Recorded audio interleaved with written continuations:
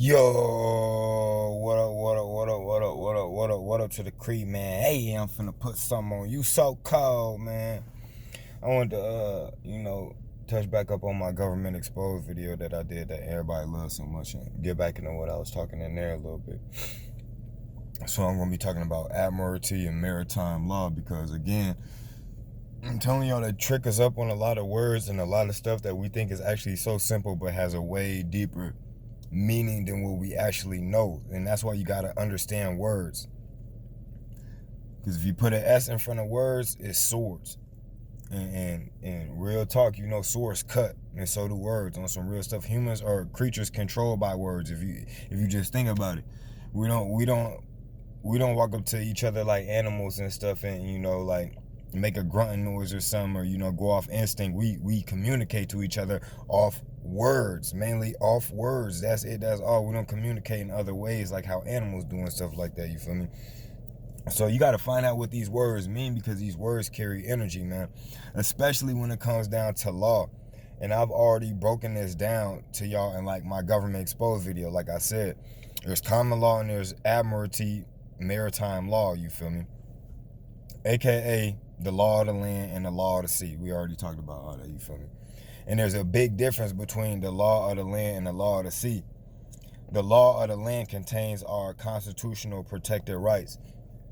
The law of the sea does not. The law of the land is different in every country. So we got the Constitution, but other countries, they got a different law of the land. You feel me? The Constitution applies to the United States of America. The law of the land is the law of whatever culture lives on that land or region. You feel me? So that's why you can do things in America that you can't do in Japan, or that you can't do in Turkey or Iraq or somewhere like that. You feel me? And you could do things in like parts of Africa that you can't do in like Germany or wherever else. You feel me? Because the law of the land gonna be different in different places depending on where you at. But the law of the sea is the same everywhere. It dominates the entire world, bro. The Admiralty Maritime Law, fam, the UCC, all that stuff, man, that dominates the entire world. That's the law of the water. The law of water is the law of money. Anytime you're using money or you're banking, you're under the law of water, which is the law of sea, aka the Maritime Admiralty Law. That's why it's called Admiralty Law, because you gotta think of like an admiral to a fleet or a naval squad. You feel me? You gotta think of like the Navy on bro. So at this point you should know they not picking these words by random. They don't just say, hey, let's call it this. They not picking these words by random. They picking it because all these words got certain meanings and they carry certain energy. You feel me? So what goes down in the court, right? A game or a sport goes down in the court, right? When you talk about court, a game or a sport's supposed to go down in the court, like tennis, volleyball, badminton, basketball, you feel me? And so on. So this is like a sport to them. This is like a game to them. That's why there's teams of lawyers that are throwing the ball back and forth to each other's courts. You feel me? Like, oh, the ball's in your court. Then that dude stand up, he make his case, and then he throw the ball back in the other person's court. It's just like a game or a sport to them, because at the end of the day, they all getting paid. They all getting paid. They really don't care who win, who lose. They all getting paid, you feel me?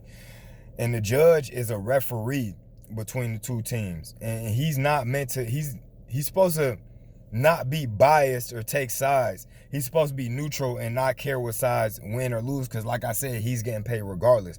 But that's not always the case, you feel me? The judge rules from the bench, right?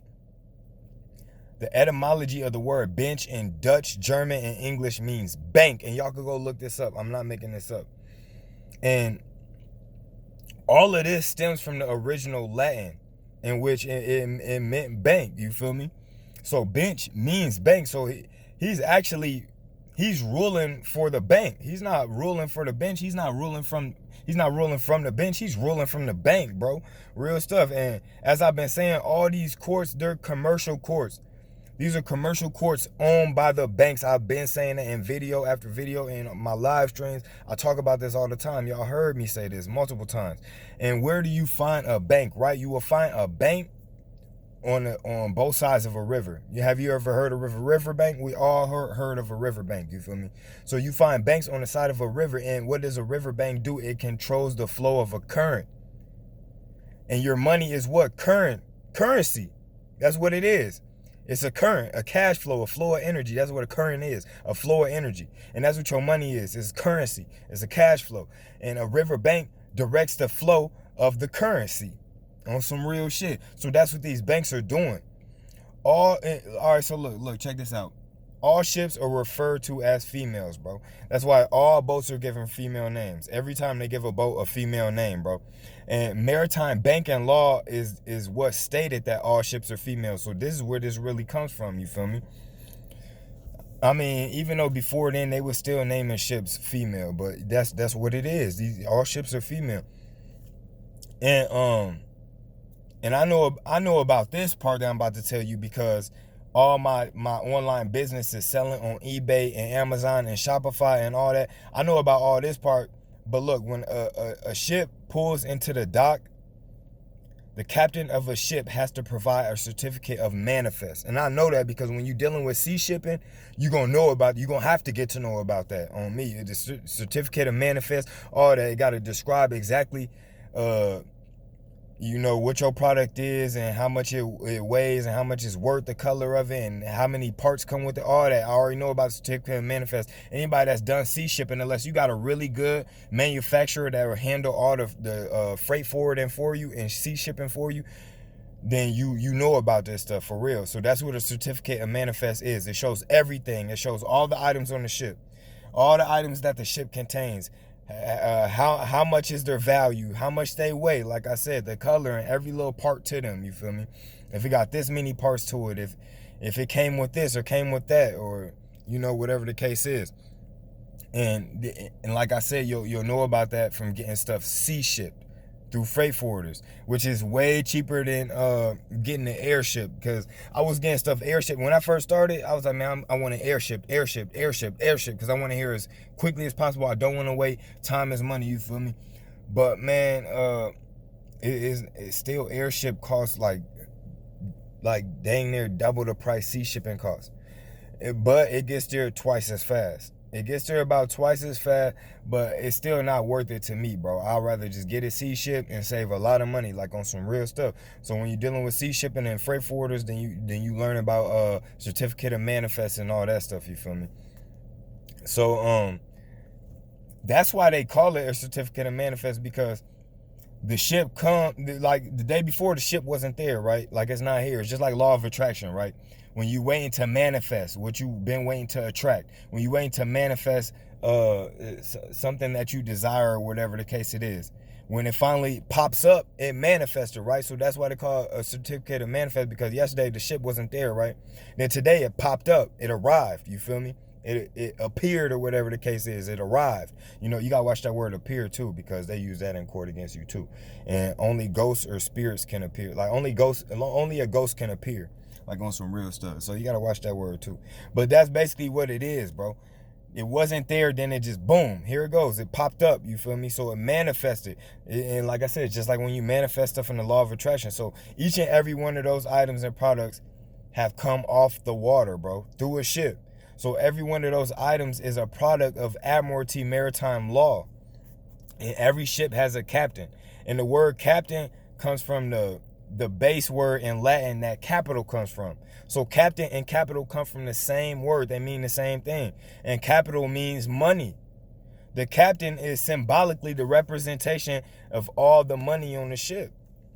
So get this, wherever a ship is parked, like anytime you see a ship parked somewhere, that means it's at its birth. When you see a ship parked somewhere, it's at its birth.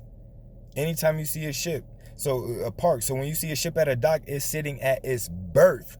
Now understand this. So at the time of your birth, your mom's water broke and you came through her vaginal canal, right? A canal like water, right? Or a birth canal, right? You came through her birth canal and they gave you a birth certificate. So therefore, you're under international law, bro.